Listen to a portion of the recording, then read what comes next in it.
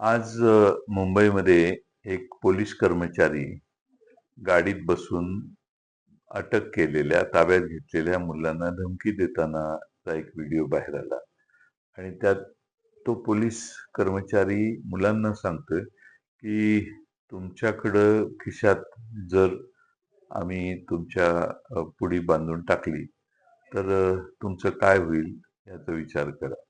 हे पोलीस लहान मुलांना धमकी देतानाचा हा व्हिडिओ आहे.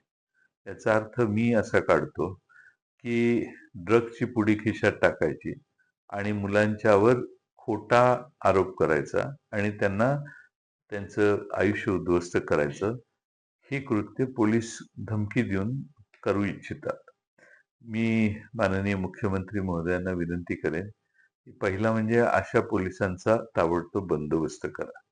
आणि मी विधानसभेमध्ये याची मागणी केलेली होती आणि ही शंकाही व्यक्त केलेली, की पोलिसांचा ड्रग्सच्या कार्टेल बरोबर मोठा संबंध आहे आणि पोलिसांच्या ड्रग्सच्या वाढत्या जे प्रादुर्भाव आहे त्याच्यावर चिंता व्यक्त करताना मी असंही सांगितलेलं, की आज पोलीस स्टेशनकडे ड्रग्स कुठून येतात?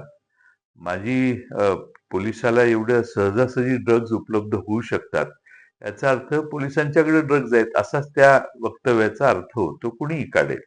आणि म्हणून महाराष्ट्राच्या गृहमंत्री, माननीय मुख्यमंत्री महोदयांना माझी आग्रहाची सूचना आहे, विनंती आहे, की त्यांनी अशा पद्धतीनं ड्रग्सचं कार्टेल आणि त्या भागातले पोलीस, जे मी मागच्या सभागृहातही सांगितलं, की हप्तेखोरीपणा हा आता ड्रग्स कडून चालू आहे आणि हे नवीन सोर्स ऑफ इन्कम पोलिसांचं झालंय. याच्यावर पोलीस माननीय मुख्यमंत्री महोदय कडक पावलं उचलतील आणि हे प्रकार होणार नाही तसं दिसतंय. आता पोलिसांचा एखाद्याला घाबरवण्याचा प्रकार हा मुलांच्या बाबतीत आहे, विद्यार्थ्यांच्या बाबतीत आहे, आंदोलकांच्या बाबतीत आहे. तर उद्या सामान्य माणसाची वाट लावायची असेल तर त्या घरात पुडी नेऊन टाकली आणि त्याला अटक केली तरी शक्य आहे.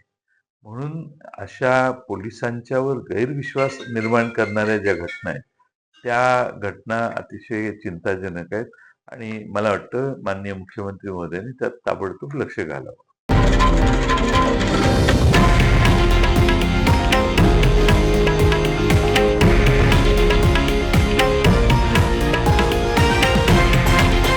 हे आहे देशातील नंबर 1 न्यूज नेटवर्क आणि आपण पाहत आहात TV9 मराठी, एकमेव.